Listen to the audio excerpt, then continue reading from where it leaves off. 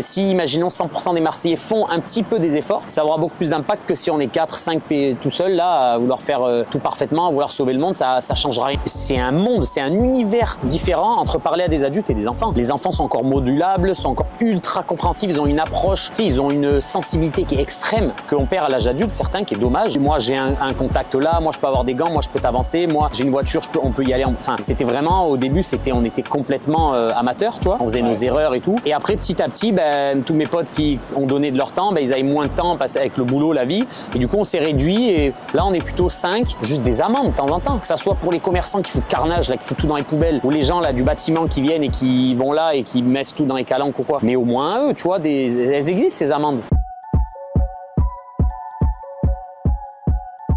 Yes, ben salut à toutes et à tous et bienvenue dans ce 3e épisode de 3 quarts face. On est dans un cadre exceptionnel. On est chez toi, Eric, j'ai envie de te dire. C'est un peu chez moi, je dors là de temps en temps, des fois je dors là, des fois je dors là. C'est chez moi. Non, ben on est évidemment au cœur du parc national des Calanques et on est hyper content d'être là, hyper content d'être avec toi. Donc je te laisserai te présenter évidemment, Eric. Avant ça, juste pour introduire un petit peu le podcast, on va remercier notre partenaire Leads Factory qui va sponsoriser cette vidéo.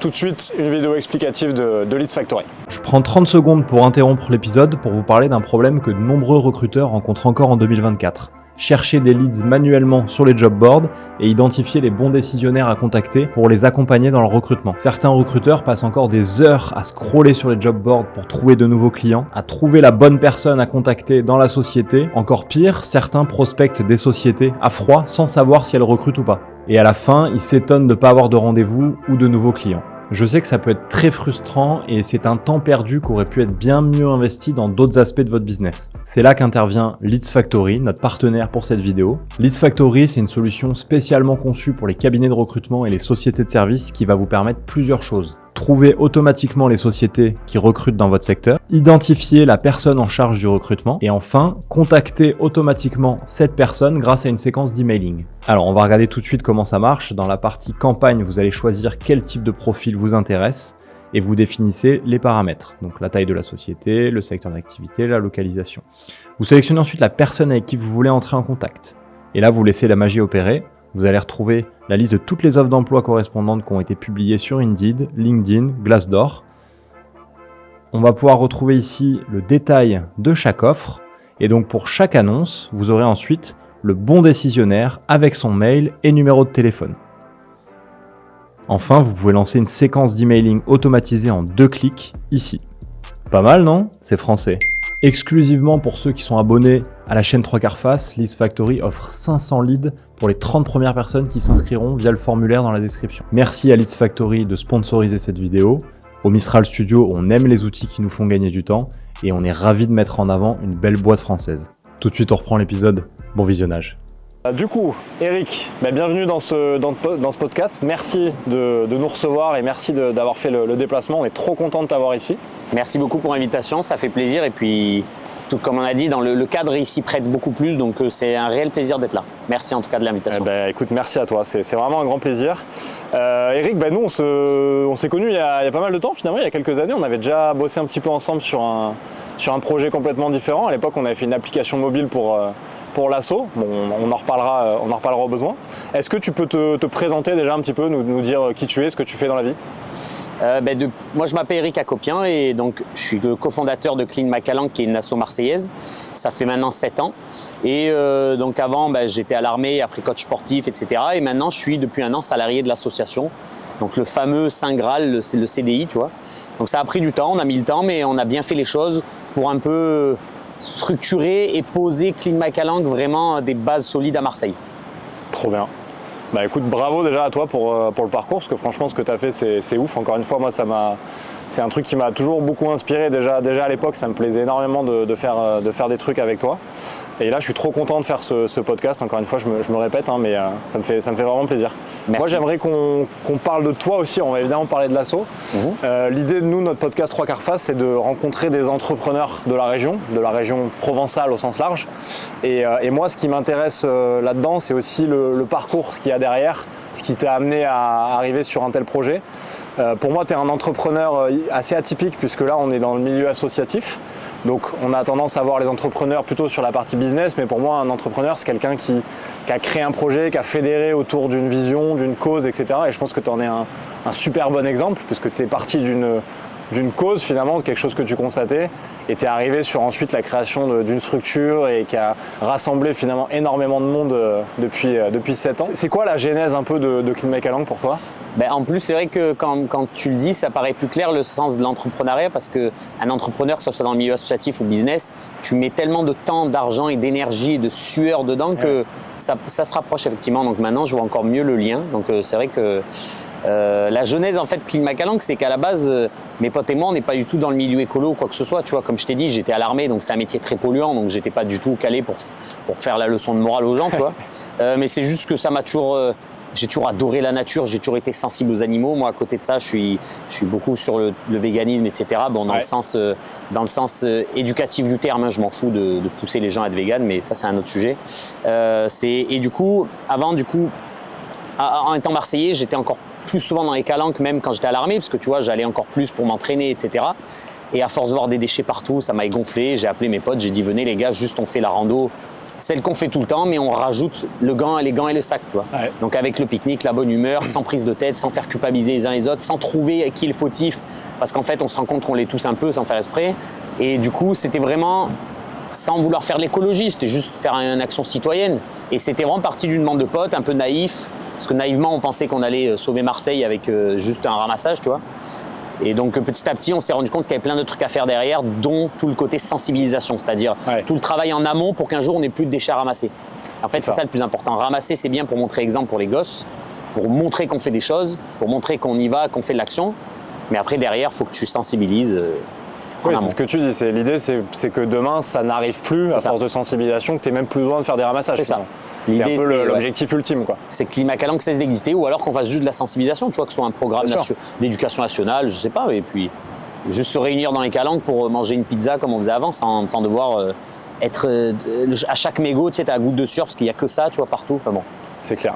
Et du coup, donc Clean My Calanque depuis 2017, le gros de l'activité, ça reste quand même les ramassages. Ouais. Tu organises des gros events où tu ramènes pas mal de monde et tu distribues un petit peu tout le matériel, etc. Et ça part en gros ramassage sur une zone, quoi. C'est ça un peu le concept. Au début, on le faisait en randonnée, mais on arrivait à le faire parce qu'on était 5-6 entre potes. Tu peux pas faire une randonnée à 200 personnes, ça va écraser toutes les plantes, ça va être contre-productif, on va se perdre, c'est trop lourd. Donc maintenant, on prend des zones. Bon, après, c'est maintenant toutes les mêmes hein, parce qu'on est censé reconnaître les zones où les déchets finissent avec le vent et la pluie. Et du coup, on donne tous les mois rendez-vous aux gens le week-end. Et puis, ça part en pique-nique tous ensemble, ramassage, des cadeaux pour celles et ceux qui trouvent des déchets un peu drôles, un peu tous ceux qui sortent de l'ordinaire. Ouais. Et après, dans la bonne ambiance, toujours sans faire culpabiliser. Et puis, on voit à quel point ça fait plaisir aussi aux gens.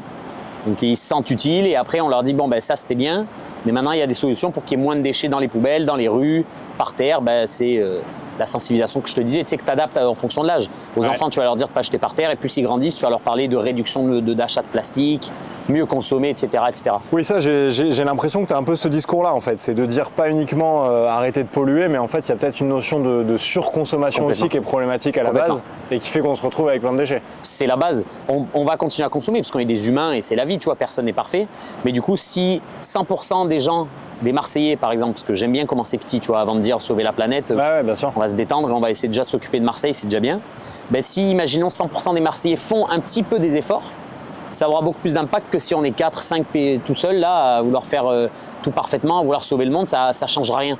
Et du coup, si on part du principe que 100% des Marseillais ont un peu réduit, jettent à la poubelle, font attention à la consommation, achètent mieux, achètent plus intelligemment, déjà ça fera des économies pour eux, parce que d'un point de vue portefeuille, tu as plus de sous. Et en plus de ça, les poubelles seront beaucoup moins remplies, donc avec le vent, elles vont beaucoup moins aller dans la nature, etc. Ou alors juste... c'est dommage, mais il n'y a pas tout qui est triable, il n'y a pas tout, ça finit souvent dans des incinérés ou brûlés ou enterrés ou alors dans des pays plus pauvres, tu vois. Ouais.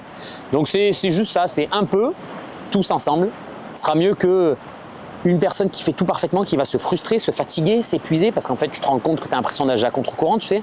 Ouais. Parce que c'est dur de plus consommer, de tout faire, enfin c'est normal, on a envie de s'amuser, de passer bon moment aussi, mais juste il faut trouver l'équilibre.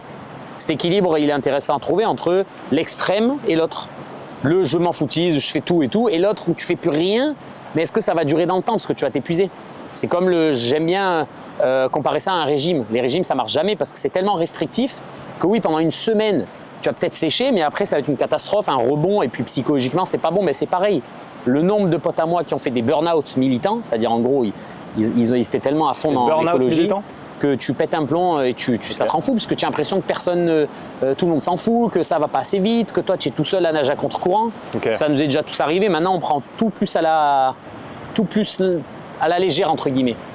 C'est hyper intéressant ce que tu dis et j'adore cette approche côté à la fois non culpabilisant et en même temps réaliste aussi. C'est-à-dire on reste déjà dans notre zone, on essaye de faire la différence déjà dans notre ville, etc. Ouais.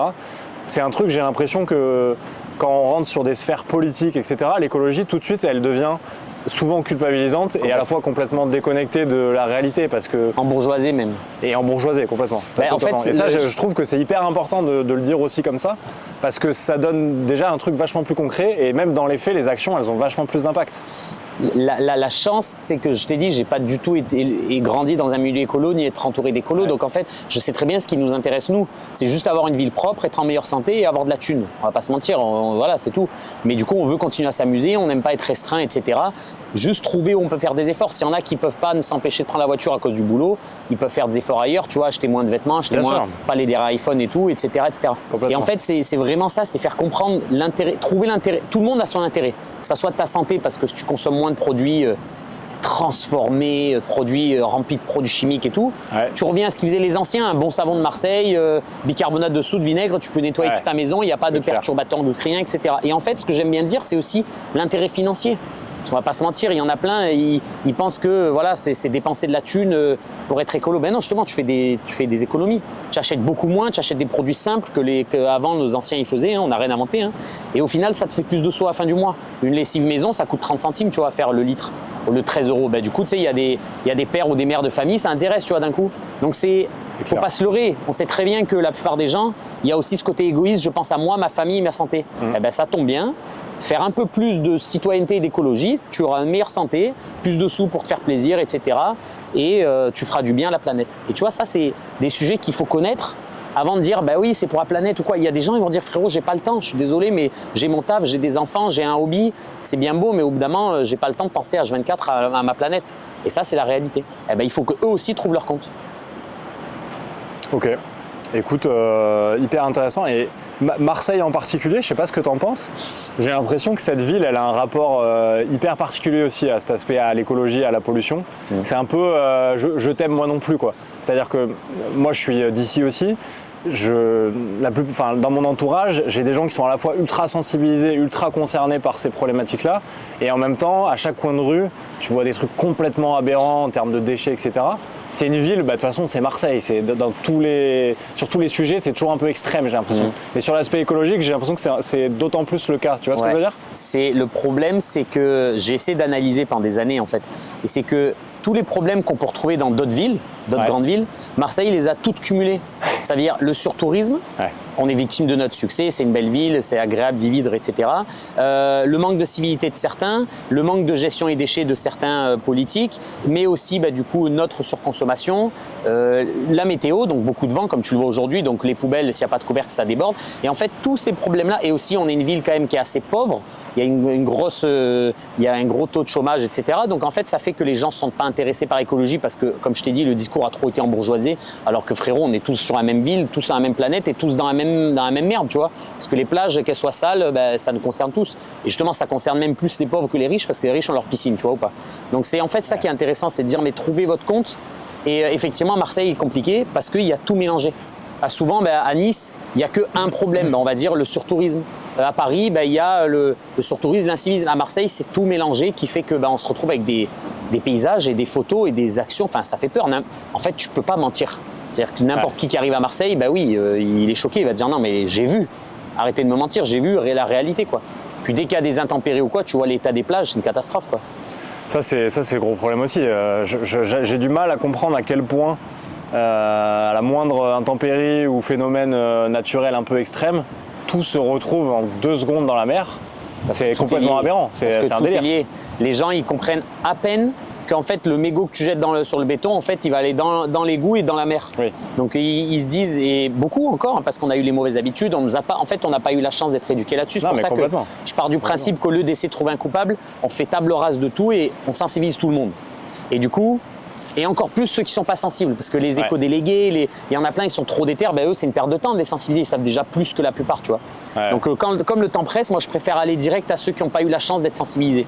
Et du coup, il y en a encore sincèrement qui jettent dans les égouts en se disant c'est les égouts, ça va pas. En fait tout est lié, les canettes que tu as jetées par terre, ça finit sur la plage parce que ça déborde, donc oui effectivement. Donc Marseille c'est tout mélangé. Et comme en fait les gens perdent leur temps à trouver des fautifs, à s'insulter, on n'avance pas. Mais c'est lui, mais c'est elle, mais c'est les politiques, c'est les vieux, c'est les jeunes, c'est les touristes. En fait la réalité c'est qu'on est un peu tous responsables. Donc, et après si tu n'es pas responsable tant mieux, hein, ça veut dire que les gens sont parfaits, mais j'en ai pas encore vu des gens parfaits. Non, mais c'est important de le dire. Mais bon, c'est Marseille, c'est une ville extrême encore une fois, et c'est pour ça qu'on adore Marseille aussi. C'est toujours un peu dans les extrêmes, sur des côtés hyper sympas. Et malheureusement, il y a aussi les dérives sur ces aspects-là. Ouais, là-dessus, j'aimerais bien on arrive un jour au bout, que c'est ça fatigant. Soit un peu moins extrême, ça serait pas mal. Toi, justement, sur les sensibilisations, donc finalement, la solution que tu as envie d'apporter et que vous avez envie d'apporter avec Clean My Calanque, c'est de se dire qu'il faut arriver au moment où les gens sont encore au moment où on est encore des enfants. Finalement, faut commencer au plus tôt, quoi. C'est ça l'approche. Ah mais c'est un monde, c'est un univers différent entre parler à des adultes et des enfants. Les enfants sont encore modulables, sont encore ultra compréhensifs, ils ont une approche, ils ont une sensibilité qui est extrême qu'on perd à l'âge adulte, certains, qui est dommage parce que voilà, je sais pas, les problèmes, la vie, le temps ou juste les choses, on s'endurcit et tout. Ouais. Et clairement, des fois, je parlais à des gens, ils en ont rien à foutre complètement, mais ils disent c'est la vie, quoi. Qu'est-ce que je te dis, on est foutu. Enfin, il y a de tout. J'ai vu tous les profils. Alors qu'avec les enfants. Mais je peux compter sur les doigts d'une main le nombre de fois où j'ai eu un mur en face de moi. Vraiment, je crois, 3 fois.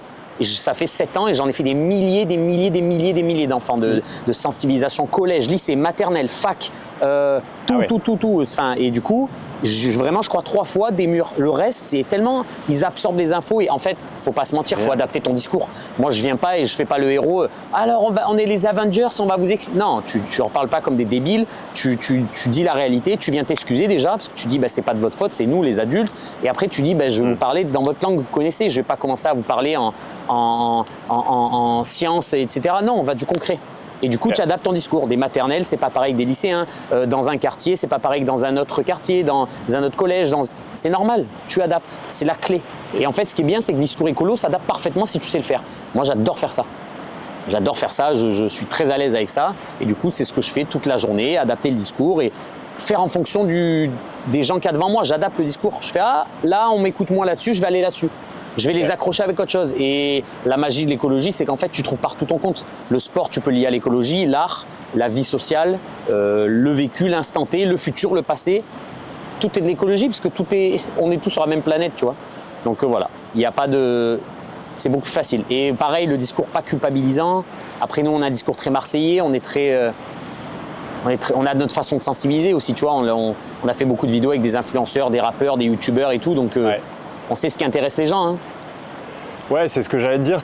Vous avez aussi réussi à créer une énorme communauté autour de Clean My Calanque qui, je pense, dépasse largement Marseille, finalement. Oui, on se focus sur Marseille, mais effectivement, ça dépasse Marseille. Mais voilà, en termes de communauté, Marseille, je veux dire, sur Internet, quoi, sur les réseaux, etc. Vous avez créé des trucs. Donc il y a quoi, des influenceurs qui sont venus faire des ramassages. Je pense à donc Michou qui était venu. Vous avez eu Enjoy Phoenix, je crois, il n'y a pas très longtemps. Il y avait Maxime Muscat il y a quelques années. Léna Situation. On a eu plein. Juju Fitcats, Hugo Clément, on a eu SCH, on a fait avec les Secpa, avec d'autres youtubeurs, avec Inoxtag, un ramasse. Enfin, en fait, c'est tant mieux, mais. Non mais c'est bien, ça permet toujours de propulser le message un peu au-delà de l'aspect local, quoi. Mais moi, concrètement, je te le dis avec mes mots, j'en ai rien à foutre de sensibiliser des écolos. Ils savent déjà tout. Donc quand tu me dis, est-ce que tu veux faire une vidéo avec un youtubeur qui n'est pas du tout écolo et que tu vas sensibiliser son public qui n'est pas écolo, je dis, mais évidemment. Ah bah oui. Évidemment que d'un coup, avec une vidéo, ils vont pas changer, ils vont pas devenir des saints, ils vont pas d'un coup, tu sais, à 7h du matin aller ramasser dans la rue, mais tu les as un peu sensibilisés. Je te rappelle, c'est ça, c'est un peu tout le monde. Plus utile que beaucoup personne. Et du coup, quand tu me dis, fais une vidéo avec SCH, mais évidemment. Fais une vidéo avec des youtubeurs, évidemment. C'est eux qu'il faut sensibiliser.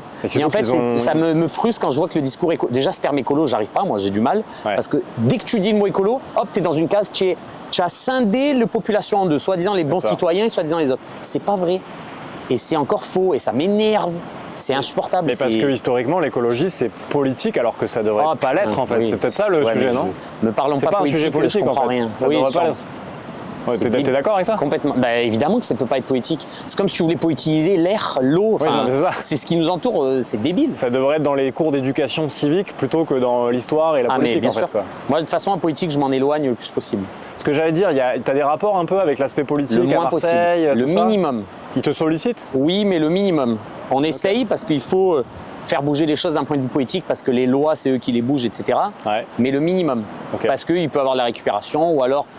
En vrai, même moi, sincèrement, moi, j'y comprends rien à la politique. Donc, je déteste parler d'un sujet que je ne comprends pas. Soit je comprends et j'en parle, et sinon, je passe pour un guignol, donc j'en parle pas. C'est pas plus simple, pas plus compliqué que ça.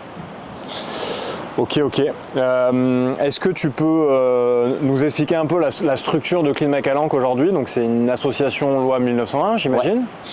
Comment ça fonctionne aujourd'hui? Combien il y a de personnes qui sont impliquées dedans? C'est quoi un petit peu l'organisation? Alors ça a commencé vraiment entre potes, donc c'était vraiment toujours la quinzaine de potes qu'il y avait autour de moi qui venaient m'aider, mais qui donnaient de leur temps et de leur énergie en plus de leur boulot. C'est-à-dire, tu sais, moi j'ai un contact là, moi je peux avoir des gants, moi je peux t'avancer, moi j'ai une voiture, on peut y aller. Enfin, c'était vraiment, au début, on était complètement amateurs, tu vois. On faisait nos erreurs et tout. Et après, petit à petit, tous mes potes qui ont donné de leur temps, ils avaient moins de temps avec le boulot, la vie. Et du coup, on s'est réduit. Et là, on est plutôt 5. Il y a toujours ma meilleure pote Céline avec qui j'ai fondé l'assaut, du coup, qu'on est meilleure pote depuis qu'on a 15 ans. Ouais. Et du coup, il y a Julia aussi, une de mes meilleures potes depuis qu'on a 10 ans aussi. Et après, on a Clara et Andrea qu'on a recrutés il y a 2 ans qui font un taf monstrueux. Mais on a toujours aussi notre cercle de potes qui nous aident tout le temps dès qu'on fait un festival, dès qu'on fait un gros ramassage, dès qu'on fait des événements. Tu vois, il y a quand même cet esprit pote. Et c'est pareil, quand tu bosses avec des collègues, il faut trouver le juste équilibre. Parce que c'est difficile de bosser avec des potes parce que voilà. Mais nous, on est très horizontal. Il n'y a personne qui est au-dessus de l'autre, personne donne des ordres. Tout le monde demande l'avis de tout le monde. Ok, qu'est-ce que vous en pensez? Du coup, comme il n'y a pas de hiérarchie, ça évite les prises d'ego et les problèmes d'ego. Et on est tous sur la même longueur d'onde. Et après, on va pas se mentir, moi, au niveau administratif, je suis tellement un cas social que ça a aidé à pas ce qu'il y ait de hiérarchie parce que je suis une catastrophe, tu vois. Donc, j'ai mis longtemps à... Je fuyais les responsabilités au début. Bon, après, tu grandis, tu peux plus faire ça, mais c'est resté sur cette base. Et c'est très intéressant parce qu'une fois que tu arrives à jongler avec le fait de bosser avec des amis, c'est agréable parce que tu bosses avec des gens que tu aimes depuis que tu as 15 ans. C'est génial. Mais voilà, on a réussi après 7 ans à toujours pas s'engueuler, donc il y a toujours un peu, tu vois, mais c'est rien de fou. Et surtout, on veut garder tellement cet esprit. On n'a pas envie, des fois même on est trop protecteur de Clean-McAlanck, qu'on veut pas qu'il y ait d'autres gens qui touchent parce qu'il y a des gens, ils veulent peut-être pas comprendre le message ou des gens qui vont le transformer, qui vont un peu mettre de l'extrémisme là-dedans. On est non, nous c'est pas extrême. Et si vous n'êtes pas d'accord là-dessus, il y a plein d'autres assos qui font très bien, mais nous on veut rester populaire dans tous les sens du terme et accessible et compréhensible. Et on le voit, je suis désolé, mais je vous dis que la réalité, je ne traite pas avec des écolos. Donc je vois ce qui marche avec les gens pas écolos. Et ça marche très bien. Moi qui suis vegan, je leur dis tout, je dis mais je m'en fous que vous soyez vegan, réduisez juste la viande. Et je parle avec des bouchers, avec des potes qui sont carnivores et tout, ils disent tous ouais, je préfère ce discours, très bien, je ferai des efforts. Le nombre de mes potes qui ont réduit la viande, c'est indécent. Il y a 0 vegan, mais c'est pas grave, je m'en fous. Je suis pas chez Bisounours, il n'y aura pas de 100% de vegan. Mais si on a 8 milliards de personnes qui réduisent, c'est encore plus efficace. Après, moi, j'ai le côté sportif qui aide, parce que du coup, pour le sport, ça intéresse la viande, tu vois. Du coup, je leur dis, non, moi, j'ai arrêté la viande, j'étais à l'armée. Après, j'ai fait du MMA, du crossfit, du sport et tout, aucun problème. Et là, en fait, c'est toujours plus intéressant de parler de véganisme quand tu es sportif, parce que c'est dommage, mais tu as cette approche qui est différente et les gens ont peur, tu vois. Oui, parce qu'il y a l'argument de dire que la viande apporte bien les sûr, protéines alors nécessaires. Que non, c'est juste les protéines qui apportent des protéines, simplement, tu vois. Ça donc, d'ailleurs, tu vois, les animaux les plus costauds, c'est des gorilles, des éléphants, des hippopotames, ils sont tous herbivores. Mais en gros, c'est juste pour dire que ce discours, je l'ai. Un bon exemple. Et je sais qu'il marche parce que j'en parle en toutes les soirées avec des potes, avec des gens bourrés, avec des bouchers, avec des carnivores, avec des citoyens lambda qui n'ont pas du tout envie d'arrêter. Et comme ils voient mon discours, ils disent mais c'est vrai ça, ok, j'ai vu, et je vais réduire. Et c'est affolant le nombre de potes qui ont réussi à réduire. Et c'est le mieux ça. Tu vois, sans faire culpabiliser, sans extrême, c'est pas une dictature. Complètement. J'adore encore une fois l'approche. Tu es obligé, elle est que réaliste. Elle est déculpabilisante, elle est instructive aussi. C'est réel. C'est très bien. Je te remercie pour ça et je te félicite. Merci. Je reviens juste sur Clean-McAlanck. Toi, du coup, aujourd'hui, c'est ton job, c'est ton métier à temps plein? Tu es président de Clean-McAlanck à temps plein? Non, je suis salarié de Clean-McAlanck, le cofondateur et salarié de Clean-McAlanck. Okay. Et c'est quoi ton job du coup concrètement? Moi, c'est plutôt tout ce qui est sensibilisation et organisation des événements et animation des événements et conférences. Okay. Tout, genre les écoles tous les jours, les ramassages, l'animation et puis les vidéos aussi. On tourne beaucoup de vidéos. Donc en fait, ça prend un temps monstrueux. Et on va pas se mentir, on est tellement tous couteaux suisses. Tous et toutes, Céline, Julia, Andrea, Clara, moi, on fait 1 million de choses chacune et on a un job mais on touche à tout. T'aurais pu imaginer il y a 7 ans que ça prenne une telle ampleur et que ça devienne ton métier? J'aurais pas imaginé que ça devienne mon métier. Non. Je voulais faire du MMA moi. Je voulais vraiment juste casser les gueules à des gens. Après j'aime bien le faire aussi encore, mais en amateur c'est dommage parce que je voulais vraiment faire en pro. Mais non, mais c'est... Je suis content d'une chose, c'est que vraiment, je t'ai dit, je voulais pas me précipiter. J'ai toujours dit, on se focus Marseille. Ouais. Et je te donne, enfin tant mieux, une petite info qui va être cool, on est content. Il y a le Monopoly Marseille qui va sortir là cette année, après les 10 ans de l'autre, on va être dedans. Et c'est cool, tu vois, on est trop content de se dire qu'on était dans le plus bel, on est passé dans l'émission Plus belle la vie, où ils nous ont demandé des t-shirts et des banderoles. On va être dans une émission Netflix où ils vont mettre des drapeaux. Enfin, en gros, on est en train petit à petit de s'asseoir dans le paysage marseillais. Et en tant que Marseillais, c'est une fierté. Parce que nous, c'est notre ville depuis qu'on est petit. On l'a subi, on la connaît depuis qu'on a des petits. Et c'est trop agréable de voir que la ville, elle nous le rend aussi, tu vois. Les gens, ils nous aident comme ils peuvent. Ok, moi, je peux pas t'aider en ramassage, mais j'ai lui qui peut te faire un prix sur les pizzas, lui qui peut t'aider pour ta voiture, lui qui peut t'avancer un truc, lui. Genre, on nous prête tout le temps des trucs gratos. Tout le temps, on nous prête des trucs. Ah, ça va, allez, c'est pour vous, c'est pour la bonne cause et tout. Mais les citoyens, c'est ça qui est encore plus agréable. Ouais. C'est qu'on a réussi à asseoir notre vision d'un point de vue citoyen. Je m'en contrefous que des assos, des politiques nous connaissent. Nous, c'est la vraie vie. C'est les citoyens. C'est eux qui vont changer les choses. Ah, non, et encore, je veux faire un aparté là-dessus. C'est pas que eux. C'est après les politiques aussi, parce qu'ils vont changer des lois. Donc ça, oui. Non, là-dessus, je vais quand même mettre... et en l'occurrence, dans les calanques, il y a quand même de plus en plus de nouveautés au niveau de la réglementation, ouais, mais pas d'accessibilité, etc. Il faut que ça aille plus vite. Faut que ça aille plus vite pour toi? Faut que ça aille plus vite. Non, c'est trop lent. Le tirage au sort pour accéder à Calelongue, tout ça, c'est... C'est trop lent, mais c'est pas que ça. Ça manque dommage de policiers, mais tous les Marseillais savent les endroits où les gens viennent faire bordel et repartent le lendemain. Et tous les flics le savent aussi, mais ils le disent, ils sont pas assez nombreux et tout. Enfin bon. Et ouais. Ça manque un tout petit peu de... En fait, c'est bien que Marseille soit libre, mais ça manque un peu quand même de temps en temps de remise sur pied. Juste des amendes de temps en temps. Que ça soit pour les commerçants qui foutent carnage, là, qui foutent tout dans les poubelles, ou les gens là, du bâtiment qui viennent et qui vont là et qui mettent tout dans les calanques ou quoi. Mais au moins eux, tu vois, elles existent ces amendes. Mais pareil, il n'y a pas assez de flics et tout. Donc après, voilà, on va pas tomber dans une dictature à fliquer tout le monde, mais à Marseille, tout le monde fait ce qu'il veut, tu vois. On a encore eu une vidéo hier, en pleine journée, de gens, sauf que nous, on a des... Ça y est, tout le monde a un iPhone, donc ils filment. En pleine journée, ils jettent dans les calanques tous leurs déchets. Donc là, il y a des gens qui ont filmé, qui nous l'ont envoyé et tout. Enfin, tu vois, il y a encore trop ce sentiment d'impunité. Et maintenant, ça fait 3-4 ans, tout le monde dit « Ah, ça va, c'est Marseille bébé ». Mais non, frère, c'est bon. C'est bien, mais on est fatigué, quoi. Ouais. C'est les enfants qui en pâtissent après, tu vois. Ils vont dans le sable, ils vont dans les rochers, ils voient des déchets toute la journée. Ouais, c'est un peu triste. Ça devient une habitude, quoi. Moi, j'ai un avis sur l'asso aussi. C'est que, et je te le dis parce que je l'ai vu, je pense quasiment naître, cette asso. Moi, je pense que je la connais depuis 2018-2019. Et je trouve que depuis le début, il y a à la fois un message, on en a parlé sur voilà, la manière dont vous faites passer le message, mais même aussi, j'ai envie de te dire, sur la forme, visuellement, en termes de, tu vois, graphiquement, et en termes de l'image que vous renvoyez sur les réseaux, etc. Il y a un côté qui est ultra moderne pour moi. Et on en parle depuis tout à l'heure. Vous n'êtes pas arrivé en disant on est une asso écolo, etc. Ça, c'est des choses qui parlent pas forcément à des gens qui sont très aguerris. On a d'abord dit on est des Marseillais avant tout. Voilà, vous êtes arrivé plutôt avec un message assez frais, assez innovant et aussi jeune. Tu vois, vous êtes tous des jeunes. Toi, tu as la trentaine. C'est le cas, je pense, aussi des gens avec qui tu étais à ce moment-là. Et moi, c'est ça qui m'avait vachement parlé, plus que, je sais pas, par exemple, une association déjà très connue, déjà très implantée, écologique, tu vois. C'est quelque chose qui va moins parler de base à des gens de notre âge. Et vous êtes arrivé, en fait, vous avez été un vent de fraîcheur, je pense, pour ça à ce moment-là, et ça dès le début. Et je pense que ça a beaucoup contribué aussi à ce que vous êtes devenu et à l'ampleur que ça a pu prendre. Je sais pas si tu vois un peu ce que je veux dire. Oui, oui.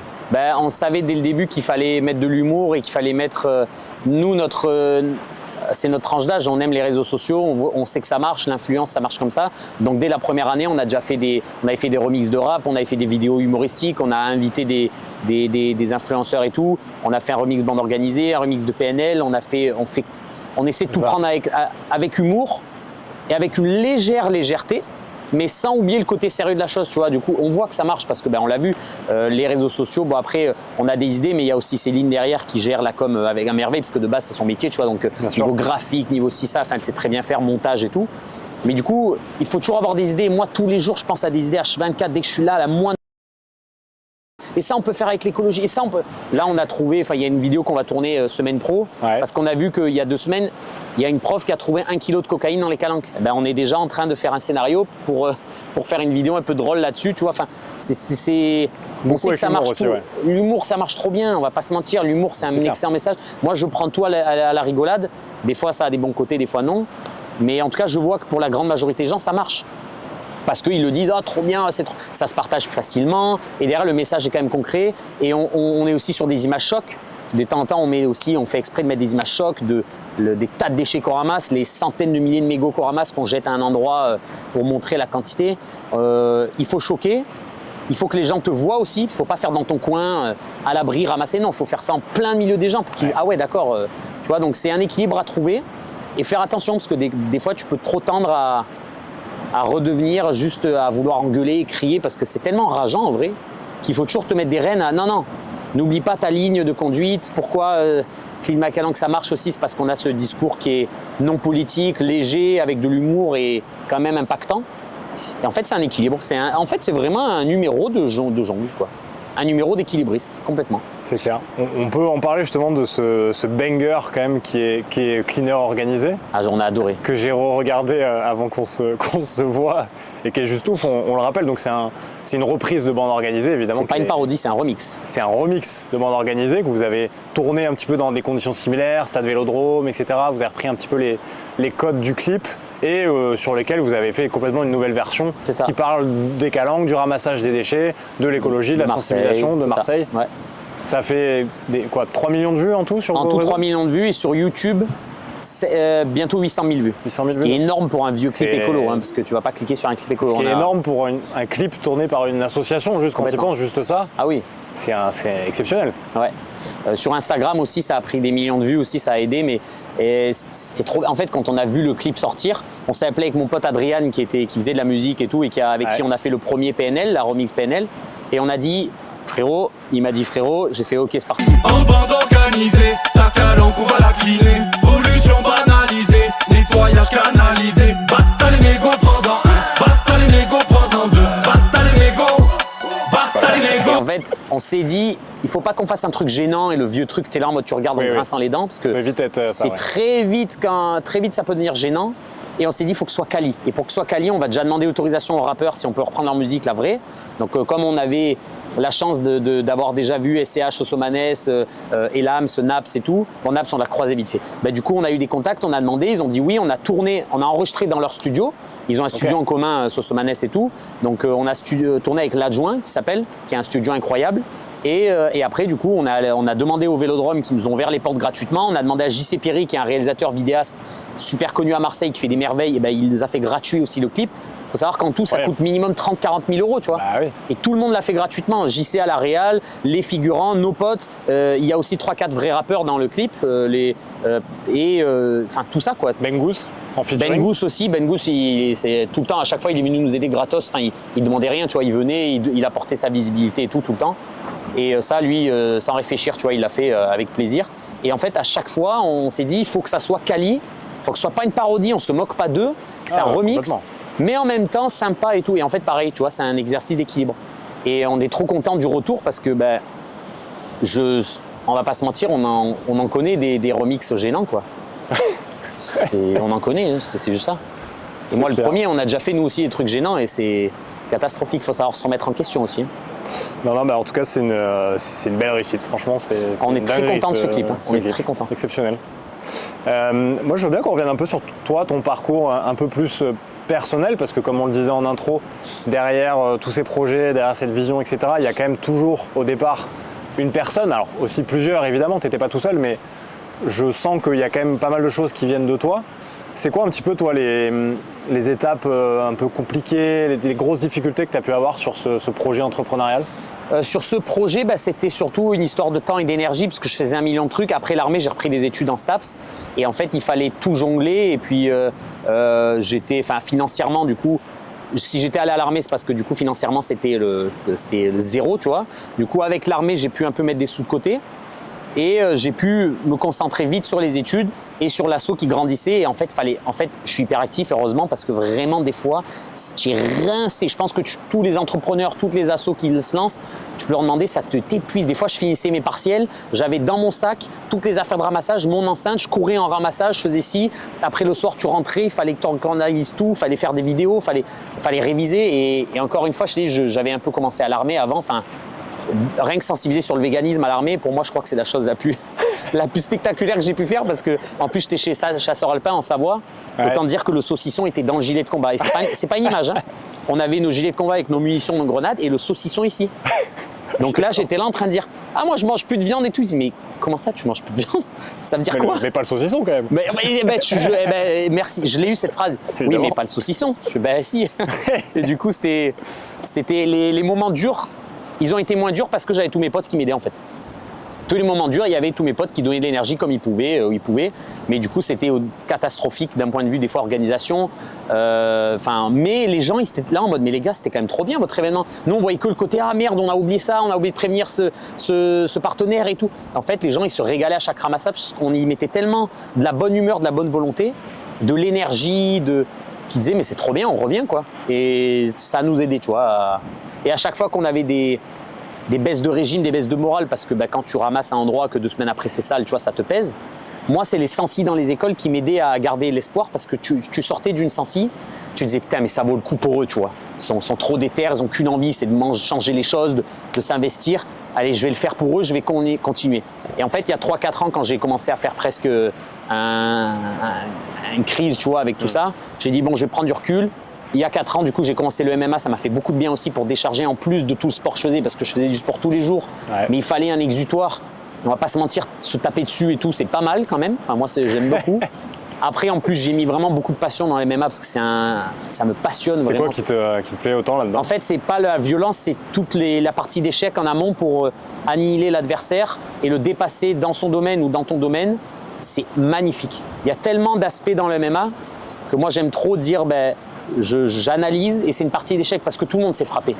Tout le monde, au bout d'un moment, au bout de 3-4 courses, s'est envoyé une patate. Alors que trouver le timing, la distance, se déplacer pour y arriver à la mettre au bon moment, au bon endroit, toucher sans se faire toucher, vaincre l'adversaire et tout, c'est un régal. C'est très intellectuel. Après, avoir, c'est violent parce que des fois, juste ils se mettent des grosses patates. Mais moi, je combats vraiment en essayant de faire le plus intellectuel possible. Et après, de temps en temps, après, tu te défoules et tu te prends des coups, tu en mets. Et c'est tellement un kiff qu'en un coup, comme une partie échec. Tu vois, tu as donné une pièce, il est rentré dans ton piège, tu l'as mis, mais en fait, lui aussi, il avait un coup d'avance, du coup, tu te fais avoir, mais en fait, tes réflexes, parce que tu t'es entraîné 400 fois au même mouvement, mais tu arrives à le soulever, le renverser, enfin, c'est kiffant. Ok. C'est trop bien. Génial. Tu me montres après 2-3 mouvements? Avec plaisir. Bon, là, c'est peut-être pas le meilleur endroit, quoique, ouais. Ça se fait, hein. Bon, tu vas me montrer ça. Ok. C'est quoi le pire souvenir de Clean My Calanque? Oh, le pire souvenir. Oh, waouh. J'arrive. Je suis très. Comment ça s'appelle ceux qui gardent pas les. Par exemple, en couple, quand tu gardes en tête tout le temps et tu ressasses. Rancunier? Je suis pas du tout rancunier. Du coup, j'arrive. Des fois, je me dispute et 1 heure après, je suis en mode. Mais je sais plus pourquoi on se disputait. Attends, je sais. Et là, pour le coup, les mauvais souvenirs. Je sais pas, un ramassage qui part un petit peu en cacahuète, tu vois, un truc. Le seul truc, c'est que des fois, on était tellement nombreux que les gens, des fois, perdaient un peu de leur civisme. Et en fait, c'était un peu chiant parce qu'ils étaient entre eux irrespectueux, mais vite fait, tu vois, c'est 400 personnes, 500 personnes, c'est dur à gérer. Mais, des mauvais souvenirs. Oui, il y a eu des vols, des fois, les gens grattent, ils voient un gros ramassage, il y a des pizzas gratuites, ils viennent prendre une pizza. Une fois, ils nous avaient volé un truc de notre musée des horreurs, parce qu'on a un musée des objets insolites, là, de tous les trucs fous qu'on a trouvés. Une fois, on s'est fait voler un objet là-dedans, mais... Alors, c'est quoi les objets un peu insolites là, on a trouvé des katanas, des cocktails Molotov, des sextoys, une pierre tombale, un épitaphe, un épitaphe, tu sais, les trucs qu'on met sur ces pierres tombales. Okay. C'est ça. Aussi des bouteilles à la mer, des seringues, des couteaux, un pistolet, des ballons de foot de PSG, en plein Marseille quand même. Encore des godes, vous avez un des musée, cassettes vintage, des mangas, des slips, c'est lunaire. Hein. Cocktail Molotov, quoi. Cocktail Molotov, ouais. Un sabre, enfin des fusils de chasse. On a trouvé plein de trucs. Pas mal. Les trottinettes aussi, j'imagine. Ah oui, mais ça, c'est plus insolite. Ouais, ça, insolite, c'est quand on en trouve de temps en temps. Ah non, notre musée, c'est que des dingueries, des peluches, des trucs glauques, un peu des trucs glauques, là, je sais pas quoi. Enfin, ouais. Ok. On avait même une chaîne japonaise qui est venue filmer notre musée. Ah oui. En gros, il y avait une chaîne japonaise qui suivait un mec qui faisait de l'exploration. Et ils sont venus filmer notre musée et tout. Ils étaient là, oh, et tout. Tu sais, c'est toujours dans les Japonais, c'est toujours tout exagéré. Ah, oh. Et du coup, il faudrait que je leur demande. Il me fallait les images, c'était trop drôle. Mais du coup, ils étaient, oh, un sabre, ah, comme ça. C'était fou, les Japonais, ils sont fous. Ils sont toujours dans la télé japonaise est très drôle. Ouais. Non, pas très drôle. Des fois, ils sont un peu fous quand même. Ils sont extrêmes des fois. Et c'est quoi à l'inverse ton meilleur souvenir ou alors la chose dont tu es le plus fier vis-à-vis de toute cette aventure Clean My Calanque? La chose la plus fière, c'est que Marseille nous reconnaisse. On est installé à Marseille. C'était ce qu'on voulait. Et en fait, ah oui, la chose la plus fière, c'est que je voulais qu'on soit reconnu d'une telle façon et on est reconnu de cette façon. C'est-à-dire? On se bute à être reconnu pour une asso qui prend à la légère, mais qui fait beaucoup de taf, qui met beaucoup d'énergie, mais qui a un côté ouvert à tout le monde, ouvert d'esprit, drôle, léger, mais impactant.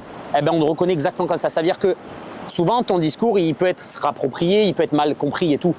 Et moi, en plus, qui suis hyperactif, TDAH, et des fois, je dis un million de choses, des fois, j'ai peur qu'on me comprenne mal, des fois, tu vois. Et bien là, on a mis tellement d'énergie à ce que notre image de l'asso soit ça. Et bien, les gens dans la rue, à Marseille, dans les conventions, dans les écoles, dans les entreprises, dans les magasins, nous reconnaissent pour ça. Exactement pour ça. Ah, trop bien cet asso. En plus, ça fait du bien, c'est jeune, c'est très marseillais, c'est léger, ça parle à tout le monde, ça marche. Je suis en mode, c'est exactement ce qu'on voulait. Alors, il n'y a pas de mieux que ça. Parce que ça m'aurait fait chier qu'on me reconnaisse en disant « Ah, c'est l'assaut, je sais pas moi, extrême qui crie sur les gens. » Bon, je pense pas, parce que voilà. Mais il y a un autre truc dont on est fier, c'est ce qu'on a réussi à faire au Vélodrome. C'est-à-dire, il y a 2-3 ans, j'en avais marre de voir le Vélodrome aussi sale et j'ai dit « Mais il suffirait juste d'un petit coup de pouce pour que les supporters, tu vois, fassent. » Et du coup, j'ai pris le mégaphone et j'ai dit « On va juste ramasser avec les supporters. » Mais même pas ramasser avec les supporters, motiver les supporters à ramasser. Et c'est là où est toute la différence. On ramasse pas pour eux à leur place. On n'est pas les pigeons de service. Oh oui, allez, faites la fête et on ramasse. Non. On vient, on dit c'est notre stade, on aime tous l'OM. Allez, l'OM c'est bien beau, mais c'est dégueulasse. Donc vous ramassez vos déchets, on vous aide, on vous motive. On a les sacs, on ouvre les sacs et vous le faites. Et du coup maintenant au stade, ils nous reconnaissent. J'ai toujours le mégaphone à chaque match et on a mis en place le tri au stade sur les marches. Il y a les éco-cups aussi et les consignes qu'on a mis, qu'on est en train de tester depuis 2 ans au bar du stade et tout. C'est trop bien ça. Ça c'est votre initiative? Alors notre initiative c'est les ramassages et tout. Et vu qu'on a bossé avec l'OM depuis des années, ils nous ont appelés pour ce projet de tri. Génial. Donc vu qu'on bossait avec eux, qu'on faisait déjà des sensiers avec leurs joueurs, les jeunes, avec les supporters. Mais pareil, tu vois, je préfère que les supporters nous reconnaissent et c'est ok, vas-y, on ramasse avec eux et tout, que un tel et un tel. Là, on a, du coup, là, je peux le dire parce qu'il va venir avec nous, mais on a Pablo Longoria, le président de l'OM, qui va venir avec nous, qui va nous aider aussi sur plein de trucs, tu vois. Enfin, je t'ai dit, c'est cool d'être reconnu un tel. À chaque fois qu'entre journalistes, ils s'appellent et ils disent « Ah, à Marseille et tout », ils disent « Tiens, Clean My Calanque, en plus, c'est local. » Je voulais absolument qu'on soit local aussi. Parce que, frère, on va pas sauver le monde, hein. On va redescendre un peu. Tu vas pas sauver la planète avec une paire de gants et un sac. Et je me dis, avoir déjà un impact dans ta ville ou ton quartier, c'est déjà énorme. Parce que souvent, ils disent « Ah, vous voulez pas faire Clean My Calanque à Nice, à Paris, à Avignon ?» Je dis « Mais on n'a même pas fini Marseille. » On n'a même pas fini Marseille et encore, notre discours, notre façon de faire, peut-être qu'elle va pas du tout plaire ailleurs. Tu sais, il y a des pays nordiques, c'est très carré, tu rigoles pas avec certains trucs. Nous, on prend tout à la légère, tu vois. Donc, à voir. Mais cette fierté, c'est que la ville... après, c'est la ville, enfin... C'est que Marseille nous reconnaisse, quoi. C'est notre ville, on est Marseillais, donc c'est le mieux. C'est une belle image et c'est un beau message. Tant mieux. Eric, écoute, je pense qu'on a abordé un peu les différents sujets sur toi, sur Clean My Calanque. Je te remercie encore Merci pour l'invitation. d'avoir fait le déplacement. C'était hyper intéressant et enrichissant. Est-ce que tu as un mot de la fin ? Le mot de la fin, je vais un peu me répéter, mais je vais rajouter certaines choses. Je l'ai déjà dit un peu, mais c'est tellement important. C'est que partir du principe, comme je disais, que personne n'est parfait et que l'important, c'est que tout le monde fasse un peu là où il peut et là où il veut. En gros, comme j'ai dit, pas tout le monde peut changer drastiquement sa consommation de transport, son véhicule, sa consommation de plastique, etc. Pas tout le monde a le temps, pas tout le monde a cette motivation ou la même empathie, tu vois. Mais ce qui est intéressant, c'est que tout le monde peut faire un peu pour qu'à son échelle, il devienne soit un exemple pour sa famille, soit aussi un exemple de réduction de l'empreinte carbone, par exemple, tu vois. Dire, écoute, moi, la mode, par exemple, j'aime trop ça, donc je vais, hélas, j'ai pas envie de réduire mes achats de mode, mais par contre, allez, je suis en vélo, je mange presque plus de viande, j'achète tous mes iPhones reconditionnés, je les achète pas tous les ans, etc., etc. Tu vois. Il y en a, ils vont dire, mais moi, pour le taf, je suis obligé de prendre l'avion. Mais par contre, tu as vu, j'achète tout sur Vinted, je consomme plus de viande, pareil, back market, j'achète local, etc. Tu vois, c'est vraiment chacun fait où il veut, où il peut, sans se frustrer. Comme ça, tu seras sur la longue durée aussi. Et petit à petit, ça marche beaucoup plus que de se culpabiliser, voir que les mauvais côtés. Ah, lui, il fait l'écolo, mais il est en moto, etc. Mais on fait comme on peut déjà avec notre société qui nous pousse de partout à consommer. C'est déjà tellement dur. On est, entre guillemets, un peu victime parce que on se fait charger de pubs depuis qu'on est petit, de messages subliminaux, de sucre de partout, c'est catastrophique, tu vois. Donc on est un peu perdu là-dedans, mais la bonne nouvelle, c'est qu'en faisant un peu tous ensemble, ça sera beaucoup plus efficace. Ok, effectivement, je te suis complètement. Je rajoute à ça parce que il peut y avoir parfois un côté aussi un peu moquerie quand tu vois des petites initiatives écologiques, mais en fait qui sont juste même logiques tout simplement, c'est vrai. De certaines personnes comme tiens, je vais faire un peu plus de déplacements en vélo, je vais faire un petit compost dans mon jardin, c'est ça. Je vais faire le tri, etc. Et en fait, tu l'as très bien résumé, je trouve. Encourageons ces petites initiatives, même si en parallèle c'est quelqu'un qui a un Porsche Cayenne qui fait ça.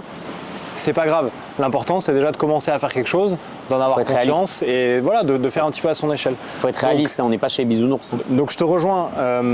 Encourageons ces petites initiatives et déculpabilisons-nous. Mais j'ai envie de te dire, faisons aussi quand même un minimum d'efforts, tu vois. Parce que de se dire toujours de ne pas se culpabiliser par rapport à la partie écologique, parfois, on a tendance à se dire, je me frustre pas, mais du coup, je fais aucun effort. Ok, oui, je capte. Essayons aussi quand même de chacun de faire. J'ai pas envie que mon discours soit pris comme ça, effectivement. Donc, tu as raison de souligner quand même, oui, un petit effort. Si vous ne faites pas pour vous, faites-le peut-être pour votre famille, vos enfants ou vos proches. Mais effectivement, je veux pas que mon discours soit interprété en mode, c'est bon, je fais plus rien. Non, faites un peu. Faites un peu, beaucoup. Je pense pas que ça l'était comme ça, mais voilà, je voulais juste. T'as raison, t'as complètement raison de rajouter. Faisons quand même l'effort ensemble. C'est jamais, il y a des filous, ils peuvent mal comprendre. De toute façon, on comprend que ce qu'on veut, donc des fois. Non, bougez-vous le cul un peu là, ça va pas là. Allez hop. Voilà, quand même. Ça règle les choses. Bon, écoute, merci Eric. Merci encore pour l'invitation. Je te propose qu'on se fasse un petit combat de MMA dans les rochers pour finir. Un régal avec grand plaisir. Vraiment. On avait ramassé 2-3 mégots avant quand même. On va laisser 2-3 trucs, mais t'inquiète. Hein. Oui, ça il faut bien qu'on ait du taf après. J'avais fait une vidéo une fois où j'ai dit la vérité de Climat Calanque et j'étais en mode allez les gars, ramassage ce soir, et on allait dans les calanques, on jetait des poubelles et tout. Bon, c'était les déchets qu'on venait de ramasser, donc on les a ramassés après. Mais oui, je crois que je l'ai vu cette vidéo. Je vais la remettre en story, elle avait bien plu. Bon, top. Écoute, merci à toi. Merci encore. C'était top. C'est grâce aux lunettes, ça. Les lunettes ont fait le taf. Je pense que ça va avoir son petit effet. Calamité. Par terre, le mégot, le cendrier et le raté. Tu m'as reconnu, écolo, c'est moi le pro.